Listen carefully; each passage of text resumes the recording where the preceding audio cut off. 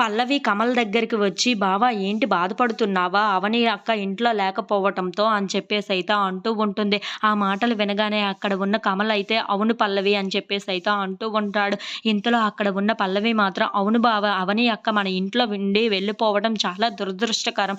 నాకు చాలా బాధగానే ఉంది. ఇప్పుడు ఇంట్లోకి ఎలా తీసుకురావాలా అని నేను కూడా చాలా బాగా ఆలోచిస్తున్నాను" అని చెప్పేసైతే అంటూ ఉంటుంది.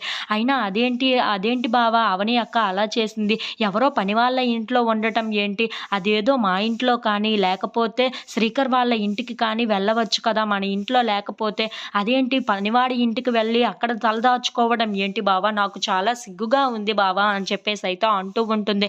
ఆ మాటలు వినగానే అక్కడ ఉన్న కమల్ అయితే ఒక్కసారిగా పల్లవి వైపు చూస్తూ ఉండిపోతాడు. ఇంతలో అక్కడ ఉన్న పల్లవి మాత్రం, "ఎందుకు బావ ఇలా చేస్తుందో అవని అక్క కూడా నాకు అర్థం కావటం లేదు. అవని అక్కది ఎలాంటి తప్పు లేకపోయినా సరే ఇంట్లో నుండి వెళ్ళిపోయింది అన్న బాధ కూడా నాకు ఉంది. కానీ అలా పనివాళ్ళ ఇంటిలో ఉండటం నాకు అస్సలు నచ్చటం లేదు బావ" అని చెప్పేసైతే అంటూ ఉంటుంది. ఆ మాటలకి అక్కడ ఉన్న కమల్ మాత్రం అలా పల్లవిని చూస్తూ ఉండిపోతాడు. ఇంతలో అక్కడ ఉన్న పల్లవి మాత్రం, "ఏం చెయ్యాలో అర్థం కావటం లేదు బావ. ఎలాగైనా సరే అవని అక్కని ఇంటికి తీసుకొని రావాలి. మళ్ళీ మనం అవని అక్కని ఇంటికి తీసుకొని వచ్చి ఎప్పటిలాగే మనందరం కలిసి ఉండాలి బావ" అని చెప్పేసైతే అంటూ ఉంటుంది.